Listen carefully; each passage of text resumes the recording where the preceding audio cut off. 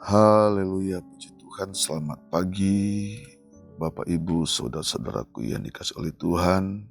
Kita bersama lagi di pagi hari ini dalam mengikuti program doa pagi dari GPDI Budi Mulia. Oleh anugerah Tuhan kita ada sebagaimana kita ada di pagi hari ini. Dan saya meyakini saudara-saudara yang mengikuti program ini di pagi hari ini semua diberkati Tuhan, semua dalam keadaan sehat walafiat, semua dalam tuntunan Tuhan. Bapak Ibu saudaraku yang dikasihi oleh Tuhan, dalam program pagi hari ini kembali kita akan menerima kebenaran firman Tuhan. Mari kita berdoa terlebih dahulu sebelum kita terima firman Tuhan di pagi hari ini. Allah Bapa di surga, dalam nama Tuhan Yesus Kristus, kami datang kepada Tuhan. Kami rendahkan hati kami dan kami mengucap syukur kepada Tuhan yang telah menolong kami, yang telah mengasihi kami. Terima kasih untuk segala yang terbaik yang Tuhan sudah kerjakan dalam kehidupan kami. Terima kasih Tuhan, pagi hari ini kami mempersiapkan hati kami untuk menerima kebenaran firman Tuhan. Dan biarlah Roh Kudus ada dalam kehidupan kami, menyertai kami, sehingga kami dapat mengerti, memahami setiap firman Tuhan yang kami terima di pagi hari ini. Terpujilah nama Tuhan, haleluya, amin. Kita baca firman Tuhan dalam Ibrani 4 ayat 10 dan 11. Ibrani 4 ayat 10 dan 11 berkata demikian. Sebab barang siapa telah masuk ke dalam perhentiannya, ia sendiri telah berhenti dari segala pekerjaannya. Sama seperti Allah berhenti dari pekerjaannya. Karena itu baiklah kita berusaha untuk masuk ke dalam perhentian itu, supaya jangan seorang pun jatuh karena mengikuti contoh ketidaktaatan itu juga. Bapak Ibu saudaraku yang dikasihi Tuhan, dari ayat-ayat yang sudah kita baca di pagi hari ini berbicara tentang tempat perhentian Allah. Kita berusaha untuk masuk ke tempat perhentian Allah. Dari ayat ini mengatakan ketika masuk dalam perhentian Allah dan seorang pun tidak dapat bekerja, melakukan sesuatu sebab dia sudah berada di tempat perhentian Allah.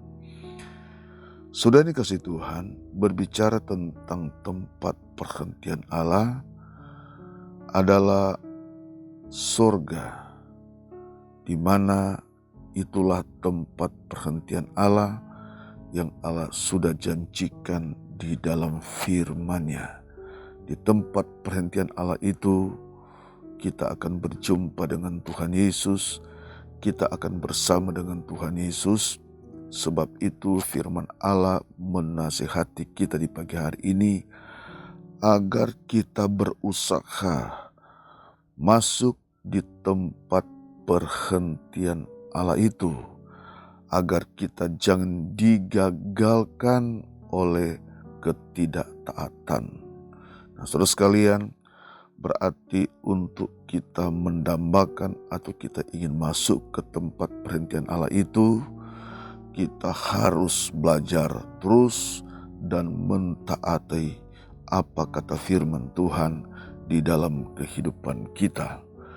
Bapak Ibu saudaraku yang dikasihi oleh Tuhan, Allah berdaulat atas hidup manusia.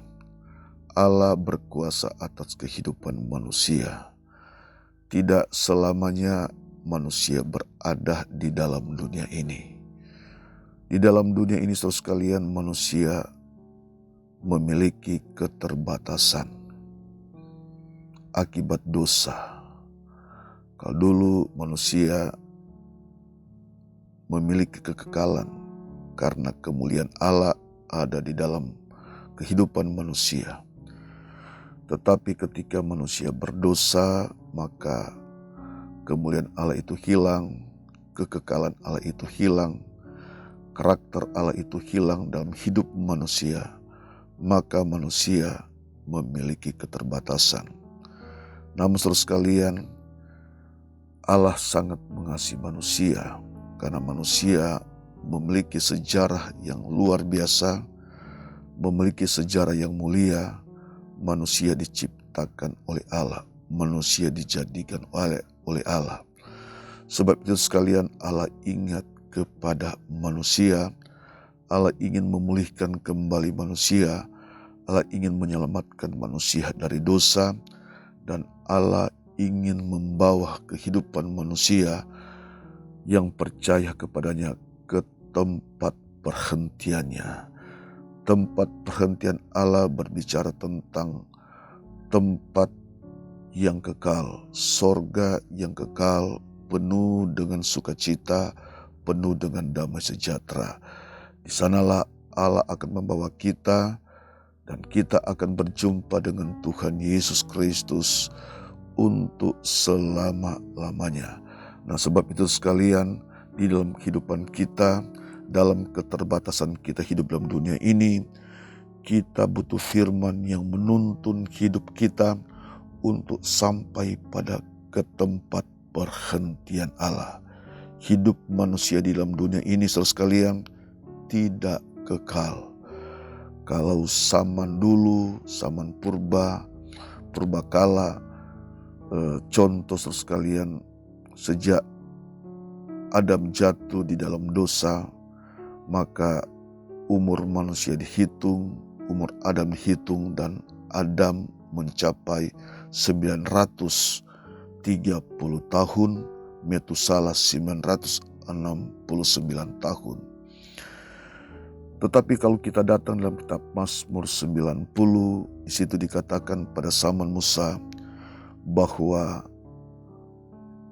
manusia hidup 70 tahun. Kalau kuat 80, lebih dari itu adalah kesusahan. Artinya saudara sekalian, bahwa kehidupan manusia di dalam dunia ini hanya sementara, tidak kekal, tidak abadi. Namun saudara sekalian, kita bersyukur kepada Tuhan kita Yesus Kristus, kita bersyukur kepada Bapa yang di surga, sangat memberikan perhatian kepada manusia. Dia mengasihi manusia, lalu kemudian dia datang ke dalam dunia ini menyerupai seperti manusia, lalu kemudian dia menyelesaikan masalah manusia, lalu Allah menyiapkan tempat perhentian yang kekal kepada manusia untuk selama-lamanya.